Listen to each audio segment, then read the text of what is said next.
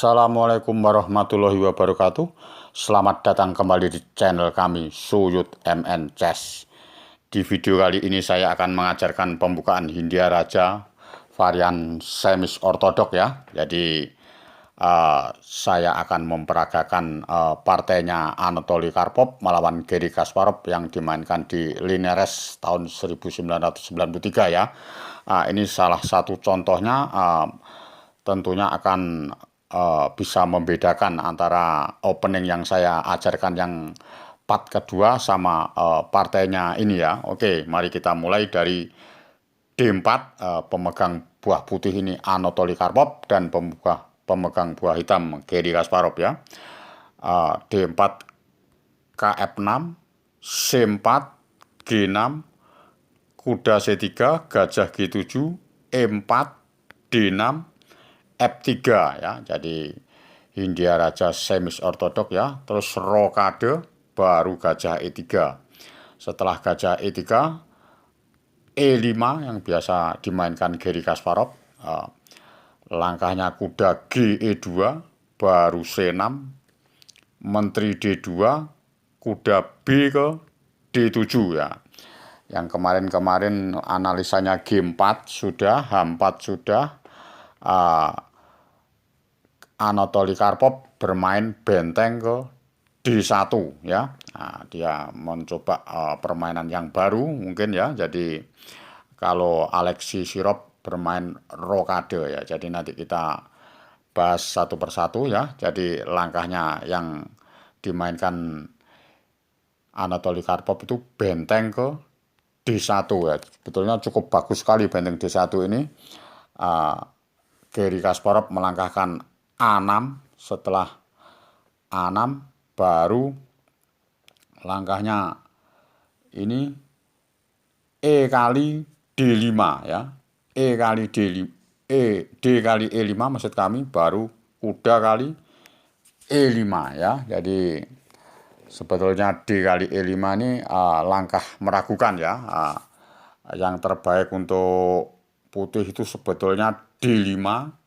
Kalau C5 baru G4 ya. Jadi langkahnya yang terbaik untuk putih itu sebetulnya begitu, tapi dia tidak melaksanakan itu, dan hitam tentunya kuda ke E8. Jadi sangat berimbang sekali kalau pada saat posisi gini ya. Tapi kalau D kali E5 ya tentunya langkah meragukan. Untuk A6 pas pada saat posisi A6, D kali E5 ini, kuda kali E5 ini menguntungkan hitam ya. Jadi openingnya ini menguntungkan hitam. Kudanya ini masih ngancam di C4 ya. Tapi kalau langkahnya ini harus B3. Kalau menteri kali D6 nggak mungkin, karena menteri kali D6, benteng kali D6, kuda kali C4, tentunya unggul hitam ya. Paham ya? Oke, jadi pas pada saat posisi begini langkahnya B3 barulah B5 ya. Jadi korban pion di D6 tapi ada counternya pion di C4 ya. Cukup bagus sekali langkahnya Garry Kasparov ya. Setelah C kali B5 baru A kali B5. Tapi suatu misal ini C5 ya tetap bagusan hitam karena ada langkah D5, gajah ke D4, baru benteng ke E8 ya. Jadi kalau F4 ya langsung kuda ke E ke G4. Kalau E5 ditusuk lagi mengantar B4 dan disambung kuda ke E4 ya. Paham ya? Jadi langkahnya Kasparov itu menghitungnya seperti itu. Jadi kalau pas posisi di C5 nanti langkahnya D5. Suatu misal tadi D5, C5, D5 langsung dimakan ya, tentunya langsung B4 ya. Hitam tetap menyerang dengan sangat ganas ya. Jadi sangat tajam sekali ya. Oke ya. Jadi pas posisi begini, ini adik-adik junior pas di B5 gini, tentunya makan di D6 belum berani ya. Langkahnya C kali B5, A kali B5. Tentunya ini langkahnya menteri D6 ya, langsung menteri D6. untung pion 1, tapi kelihatannya untung, tapi ini langkahnya Garry Kasparov cukup bagus sekali dengan pembelaan yang bagus kuda F ke D7. Ya, jadi setelah kuda F D7 ini pilihannya putih sangat sulit sekali ya. Jadi apa langkahnya putih ini untuk mencegah pion yang mau maju di B4 ya. Jadi kalau ada menteri D4 begini ya langsung kalah ya. Putih langsung kalah karena ada C5, menteri kali B5 langsung gajah ke A6. Tentunya menterinya nggak ada tempat, tempatnya cuma di A4 lalu disambung gajah kali E2. Tentu langsung kalah ya, paham ya? Oke, jadi mungkin apa? Ini mungkin gajah kali C5 ya, gajah kali C5. Tentunya kuda kali C5. Nah, kalau menteri kali C5 langsung kuda ke E ke D3 dan akan mendapatkan kualitas. Tapi kalau suatu misal ini bentengnya makan menteri dulu ke D8 ya tetap kuda ke E ke D3. Tentunya akan menang perwira 1 ya. Jadi kalau raja lari ya langsung kuda kali B4, kuda D kali B4, benteng kali D8 ya raja kali F8 ya, benteng kali F8 maksud kami ya, raja kali F8. Tentunya unggul perwira 1 dan diteruskan sendiri ya, paham ya? Oke, jadi pas posisi seperti gitu melancarkan mencegah B4 ya tadi ya. Oke, ya, jadi saya kembalikan posisi dari langkah teknya dulu ya. Oke.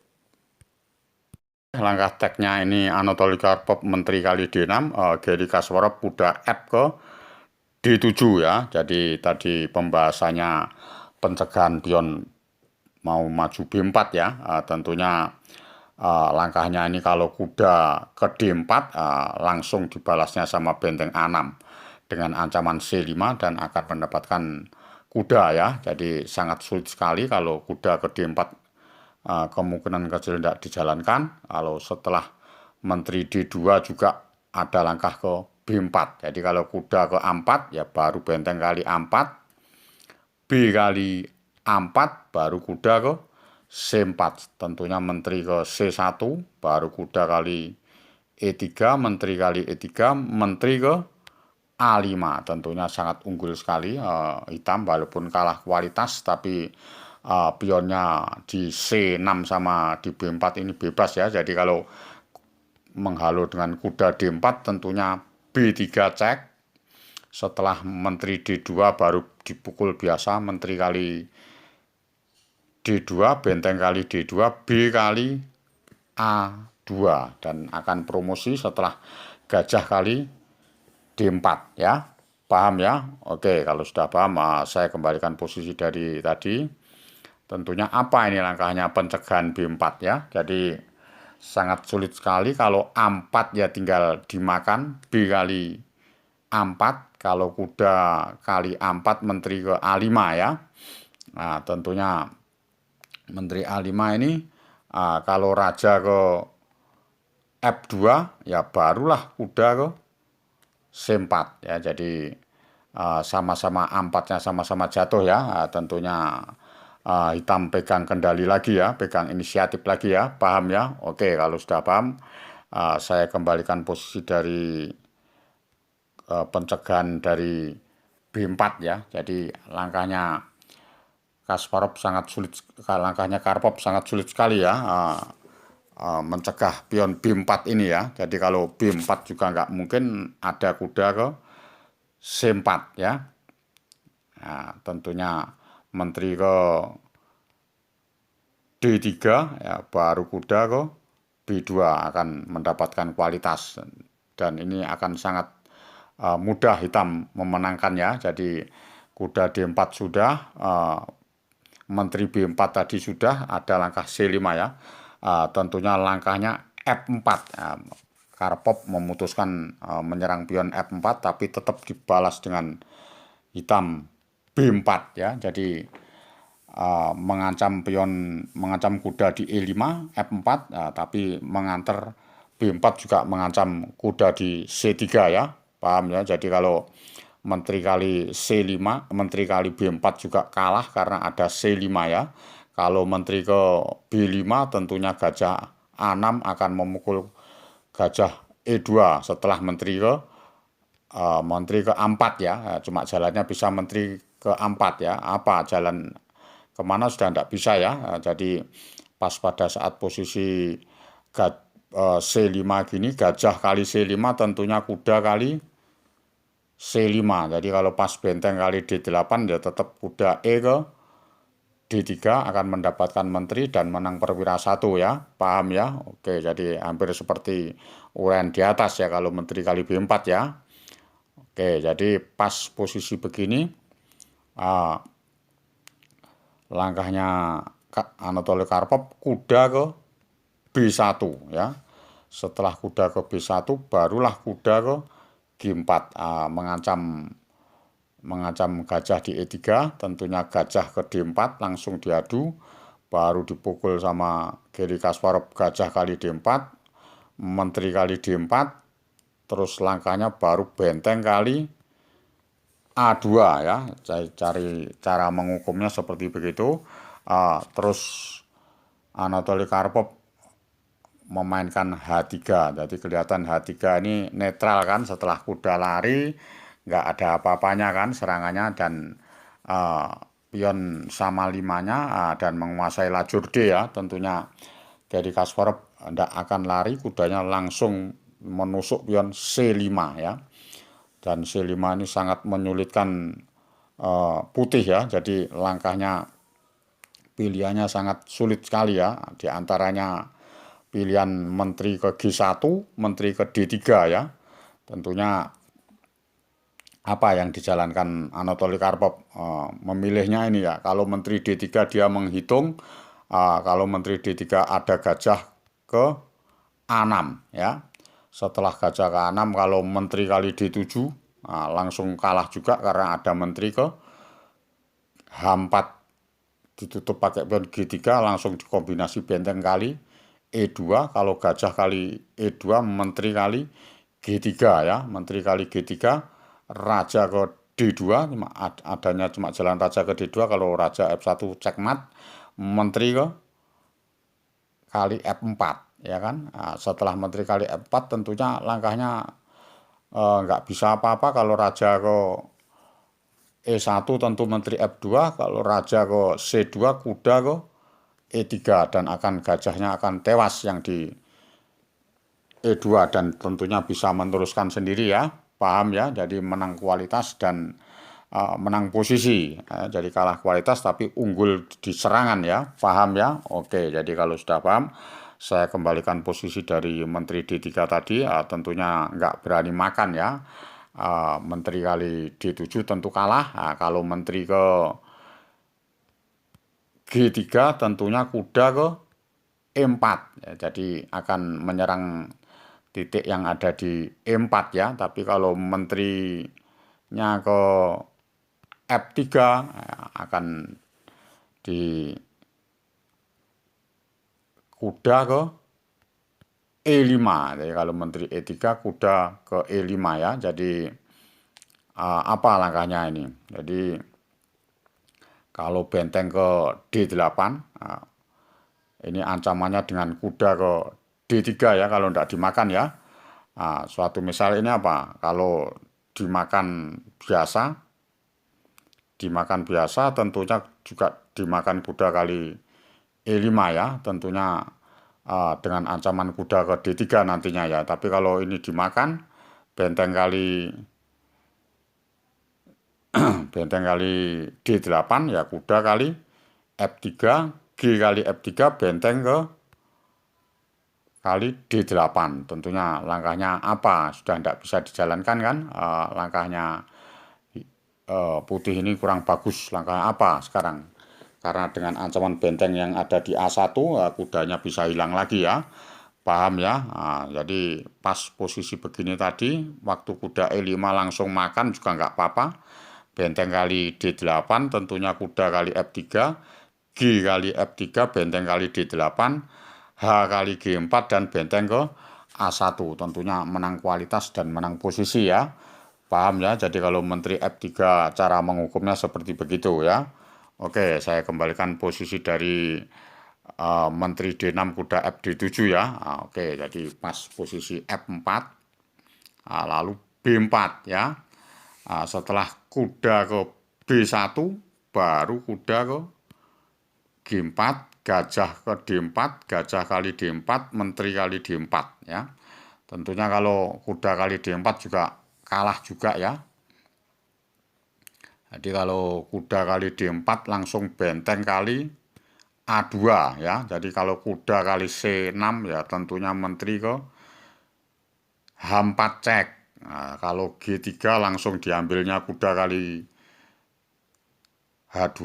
Nah, kalau makan menteri nggak mungkin ada cekmat di kuda F3 ya. Jadi kalau dicegah menteri ke D3, nah, tentunya langsung dijalankan lagi menteri ke F6 ya kan. Nah, menteri ke F6 mengancam kuda di C6. Kalau kuda kali B4 tentu kuda ke E5 dari jual beli pukulan, jadi kudanya itu tetap masuk di F3 ya.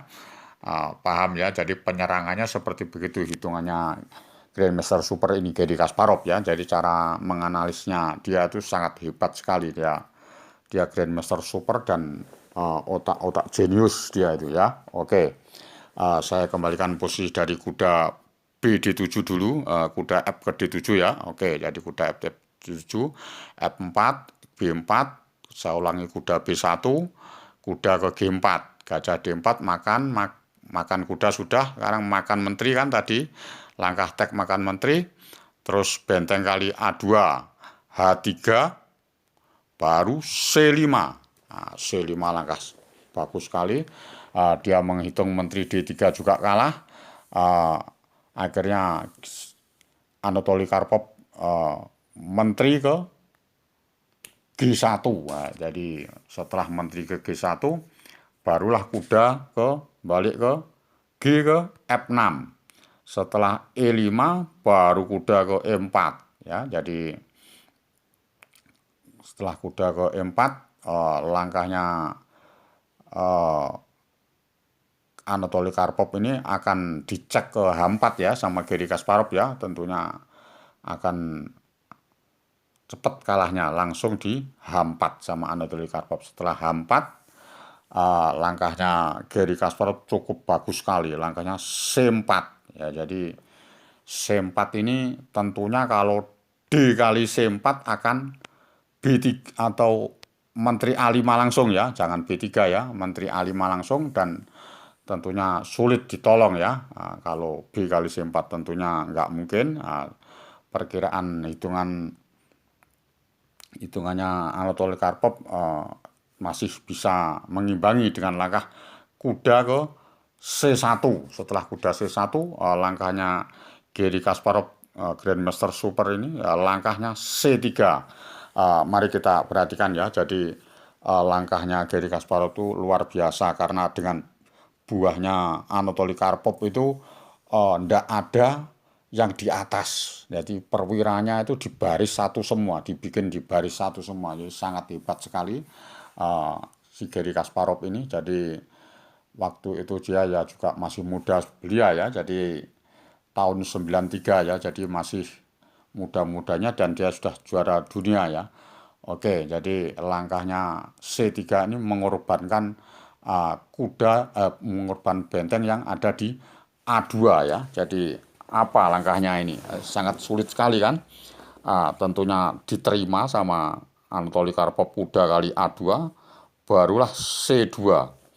Setelah C2 ini apa yang dijalankan? Nggak ada kan?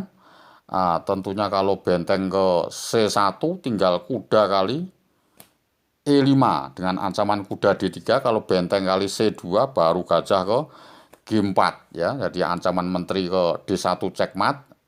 Kalau balik lagi benteng ke C1 dilemparkan kuda ke D3 cek, gajah kali D3, menteri kali D3, tentunya menyerah ya. Paham ya apa? Jadi langkah teknya Karpov bukan benteng ke C1 melainkan menteri ke D4.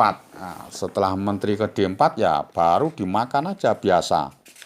Ya, jadi setelah menteri ke D4 ini langsung dimakan C kali D1 jadi menteri, ya. Baru dimakan raja kali D1. Setelah raja kali D1 kuda D ke C5. Jadi bentengnya di H1 itu masih ketinggalan jauh untuk berkembang, sedangkan kudanya di pinggir. Langsung kuda ke D ke C5 menentukan menteri kali D8, benteng kali D8 ya. Tentunya benteng kali D8 tinggal raja ke F2 baru kuda ke F2 dan menyerah ya. Setelah melihat dengan langkah benteng ke G1 ini langsung disambung dengan gajah F5 ya. Tentunya langkahnya langsung kalah ya. Setelah gajah F5 ini tentunya buahnya akan rusak semua ya. Jadi dengan ancaman gajah kali B1, benteng D1, kuda B3 ya. Oke ya, melihat posisi begini Anatoly Karpov langsung menyerah.